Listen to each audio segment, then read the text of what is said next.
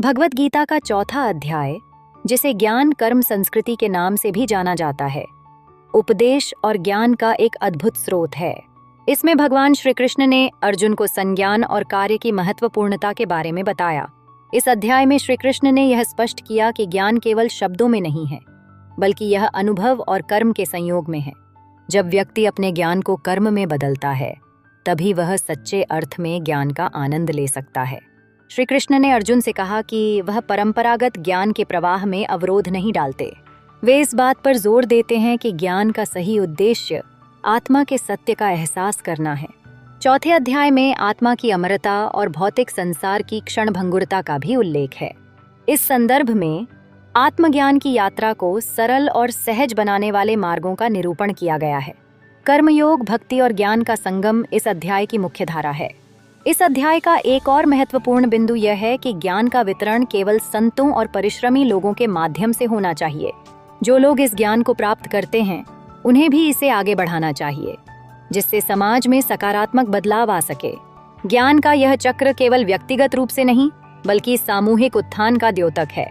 भगवान श्री कृष्ण ने अर्जुन को बताया कि जब वह व्यक्ति अपने कर्मों को निष्काम भाव से करते हैं, तब वह आध्यात्मिक उन्नति की ओर अग्रसर होते हैं। चौथा अध्याय इस तथ्य का भी प्रतिपादन करता है कि जो व्यक्ति भक्ति और ज्ञान का संयोग करता है, वह निश्चित रूप से मोक्ष की प्राप्ति कर सकता है। श्री कृष्ण ने अर्जुन से कहा कि ज्ञान को अज्ञानता से दूर कर आत्मा का साक्षात्कार करना ही मोक्ष का सही मार्ग है। इस प्रकार गीता का यह अध्याय न केवल तात्विक ज्ञान को प्रस्तुत करता है, बल्कि जीवन के उद्देश्य की समझ भी प्रदान करता है। यह अध्याय यह सिखाता है कि ज्ञान प्राप्त करना और उसे जीवन में लागू करना ही सच्चे अर्थ में मानवता की सेवा है। चौथा अध्याय किसी भी सामान्य व्यक्ति के जीवन में एक महत्वपूर्ण मोड़ की तरह होता है। यह अध्याय, जो अक्सर अनुभवों और सीखों से भरा होता है, व्यक्ति को आत्मविश्लेषण करने का अवसर प्रदान करता है। यह वह समय होता है जब व्यक्ति अपने सपनों, आकांक्षाओं और पिछले निर्णयों पर विचार करता है। जीवन के इस चरण में व्यक्ति ठोकरें खाकर और सफलताओं को आत्मसात कर आगे बढ़ता है। इस अध्याय में व्यक्ति की मानसिकता परिपक्व होती है। वह अब अपने आसपास की दुनिया को नए दृष्टिकोण से देखता है। व्यक्तिगत और सामाजिक संबंधों में भी बदलाव आता है।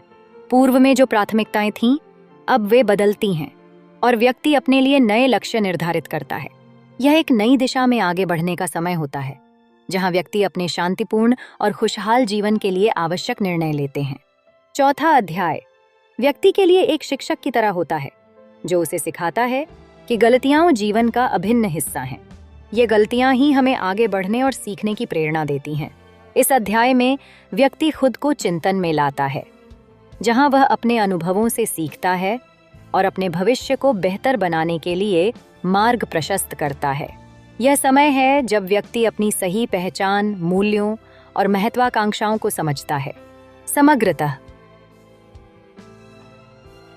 चौथा अध्याय जीवन के ज्वलंत क्षणों में से एक है, जहां व्यक्ति अपने असली आत्म से जुड़ता है। यह उसे आत्मसमर्पण और आत्मसंदर्भ का एहसास कराता है।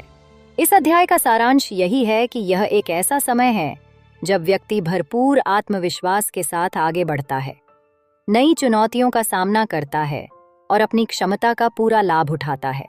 बदलाव की इस प्रक्रिया में व्यक्ति न केवल अपने व्यक्तिगत विकास की ओर कदम बढ़ाता है, बल्कि समाज में भी एक सकारात्मक परिवर्तन लाता है। इसलिए चौथे अध्याय का महत्व मानव जीवन में अनमोल है। भगवत गीता का चौथा अध्याय यहीं समाप्त होता है, जहां ज्ञान और भक्ति की अद्भुत बातें हमें निर्देशित करती हैं। अगले वीडियो में हम 5वें अध्याय के गहरे रहस्यों को जानेंगे। आपके अपने चैनल ज्यो इन्फो हब पर हम आगे भी इसी तरह आध्यात्मिक जानकारी लाते रहेंगे। आपके स्नेह और सहयोग के लिए धन्यवाद। जय श्री कृष्ण।